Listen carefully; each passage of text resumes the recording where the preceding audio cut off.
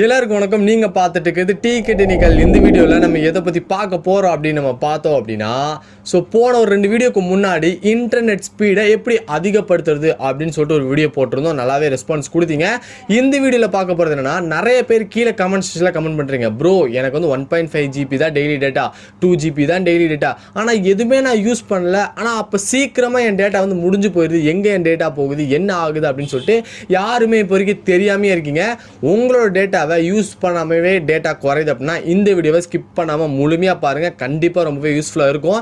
நான் சொல்கிற tips and ட்ரிக்ஸ்லாம் நீங்கள் ஃபாலோ பண்ணீங்க, நான் சொல்கிற மெத்தடை ஃபாலோ பண்ணிங்கன்னா டேட்டா கொஞ்சம் ஸ்பீடாக காலியாகாமல் ஓரளவுக்கு நீங்கள் சேவ் பண்ணி இன்னும் கொஞ்சம் அதிக நேரம் உங்களால் வந்து யூஸ் பண்ணிக்க முடியும். ஸோ கண்டிப்பாக இந்த வீடியோ உங்களுக்கு ரொம்பவே யூஸ்ஃபுல்லாக இருக்கும் அப்படின்னு சொல்லிட்டு நான் நினைக்கிறேன். மறக்காம வீடியோ ஸ்கிப் பண்ணாமல் முழுமையாக பாருங்கள். இந்த ஏதாவது ஒரு மெத்தடாவது கண்டிப்பாக உங்களுக்கு யூஸ்ஃபுல்லாக இருக்கும் அப்படின்னு சொல்லிட்டு உங்களுக்கே தெரியும். அதுக்கு முன்னாடி நீங்கள் நம்ம சேனலுக்கு சப்ஸ்கிரைப் பண்ணணும்னா கீழே இருக்க சப்ஸ்கிரைப் பண்ணணும், பக்கத்தில் இருக்க பெல் பட்டனும் கிளிக் பண்ணிக்கோங்க. இப்போ வீடியோக்கு போலாம்.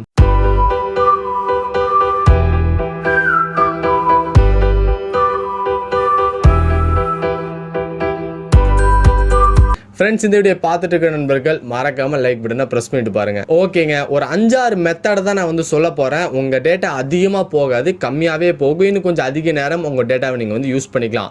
அதோட ஃபர்ஸ்ட் மெத்தட் அப்படி என்ன அப்படின்னா சிஸ்டம் அப்டேட். இந்த சிஸ்டம் அப்டேட்டை அப்டேட் பண்ணாமல் இருக்கிறது மூலியமாகவும் நம்ம டேட்டா வந்து குறையும். எப்படி நான் சொல்றேன் அப்படின்னா, உங்க செட்டிங்ஸ் ஓப்பன் பண்ணிட்டு சிஸ்டம் அப்டேட்குள்ள போனீங்க அப்படின்னா மேலே கார்னர்ல 3 டாட் ஐக்கானோ இல்லை செட்டிங் ஐக்கானோ இருக்கும். ஆட்டோமேட்டிக்காக அப்டேட் பண்ற மாதிரி ஒரு சிஸ்டம் வந்து ஒரு செட்டிங் வந்து ஆன் பண்ணி வச்சிருப்பீங்க. அதை ஆஃப் பண்ணிடுங்க. ஏன்னா உங்க டேட்டா ஆன்ல இருக்கும் போதே ஆட்டோமேட்டிக்காக பேக்ரவுண்ட்ல சிஸ்டம் அப்டேட் ஆகிறது மூலியமா சீக்கிரம் டேட்டா காலியாகும். நீங்க திடீர்னு முடிப்பீங்க, எப்போ திடீர்னு டேட்டா காலியாச்சு அப்படின்னு சொல்லிட்டு நீங்க யோசிப்பீங்க. ஸோ மறக்காம அந்த சிஸ்டம் அப்டேட்டை போயிட்டு ஆட்டோ அப்டேட்டை ஆஃப் பண்ணி வச்சிருங்க. இது ஃபர்ஸ்ட் மெத்தட். அடுத்தது ரெண்டாவது மெத்தட் என்ன அப்படின்னா கூகுள் பிளே ஸ்டோர். உங்க கூகுள் பிளே ஸ்டோர் ஆப்குள்ள போயிட்டு செட்டிங்ஸ்குள்ள போனீங்க அப்படின்னா ஆட்டோ அப்டேட் வந்து ஆன் பண்ணி வச்சிருப்பீங்க. நெட் ஆன் பண்ணாலே ஆட்டோமேட்டிக்காக அப்டேட் ஆகிற மாதிரி, இல்லை வைஃபைல கனெக்ட் பண்ணிட்டோம் அப்படின்னா ஆட்டோமேட்டிக்காக அப்டேட் ஆகிற மாதிரி வந்து நீங்கள் வந்து ஆன் பண்ணி வச்சிருப்பீங்க. அதை நீங்கள் என்ன பண்ணுறீங்கன்னா do not update apps அப்படின்னு சொல்லிட்டு ஒரு ஆப்ஷன் இருக்கும், அதை கிளிக் பண்ணி வச்சிருங்க.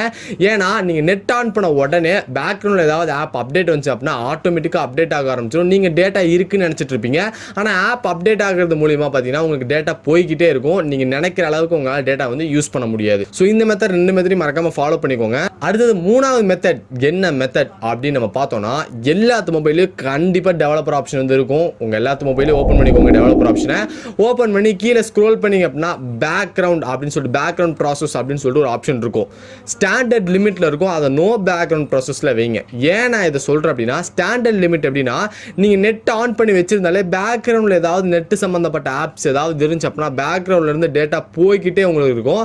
நீங்க யூஸ் பண்ணிருக்க மாட்டீங்க மொபைலை, ஆனால் உங்கள் நெட் ஆனில் இருக்கிறனால பேக்ரவுண்டில் இருக்கிற நெட் ஆப்ஸ் எல்லாமே வந்து நெட்டை வந்து இழுத்துக்கிட்டே இருக்கும். ஸோ அது மூலிமா சீக்கிரம் உங்கள் இன்டர்நெட் காலியாகிறதுக்கு நிறையவே சான்சஸ் இருக்குது. ஸோ அதையும் நீங்கள் மறக்காமல் நோ பேக்ரவுண்ட் ப்ராசஸில் ஆன் பண்ணி வச்சுக்கோங்க. அதுக்கப்புறம் 4வது மெத்தட் என்னன்னா, இப்போ எல்லாம் வீட்டில் உட்காந்துட்டு இருக்கனால மோஸ்ட்டாக அதிகமாக சேட்டிங், வாட்ஸ்அப், ஃபேஸ்புக், இன்ஸ்டாகிராம் இப்படி தான் இருப்போம். வாட்ஸ்அப் யூஸ் பண்ணும் போது என் நண்பரே ஒருத்தர் வாட்ஸ்அப் யூஸ் பண்ணும் போது, ப்ரோ எனக்கு அதிகமாக வந்து டேட்டா வந்து போகுது, நான் யூஸே பண்ணுறதில்ல, வாட்ஸ்அப் மட்டும் தான் யூஸ் பண்ணுறேன், ஆனால் 1.5 GB சீக்கிரம் காலியாகி போயிடுது அப்படின்னு ஒரு நபர் வந்து சொல்லியிருந்தாங்க. அவங்க எல்லாத்துக்கும் நிறைய பேருக்கு இந்த மாதிரி ஒரு ப்ராப்ளம் இருக்கும். இது சிம்பிளாக வந்து சால்வ் பண்ண முடியும். வாட்ஸ்அப்பில் போயிட்டு உங்கள் செட்டிங்ஸ் ஓப்பன் பண்ணிக்கோங்க. செட்டிங்ஸ் ஓப்பன் பண்ணி கீழே ஸ்க்ரோல் பண்ணிங்கன்னா டேட்டா யூசேஜ் அப்படின்னு சொல்லிட்டு ஒரு ஆப்ஷன் இருக்கும். அதுக்குள்ளே வந்தீங்க அப்படின்னா நீங்கள் நெட் ஆன் பண்ண உடனே ஃபோட்டோஸ் வீடியோஸ்லாம் டவுன்லோட் பண்ணுமான்னு சொல்லிட்டு அதுவே கேட்கும்.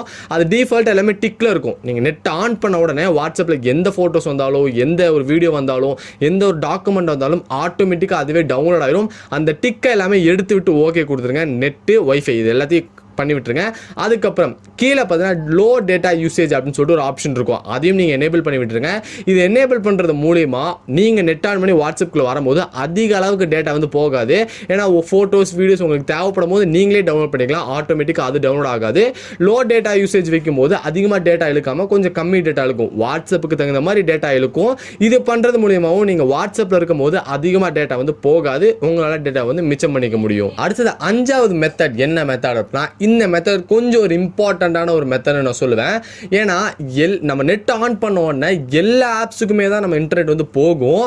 ஆனால் சில ஆப்ஸ்க்கு அந்த இன்டர்நெட் வந்து தடுக்கிற மாதிரி வந்து நீங்கள் பண்ண வேண்டியது இருக்கும். என் மொபைலில் டிஃபால்ட்டாகவே வந்து ஐ மேனேஜர் அப்படின்னு சொல்கிற ஆப் இருக்குது.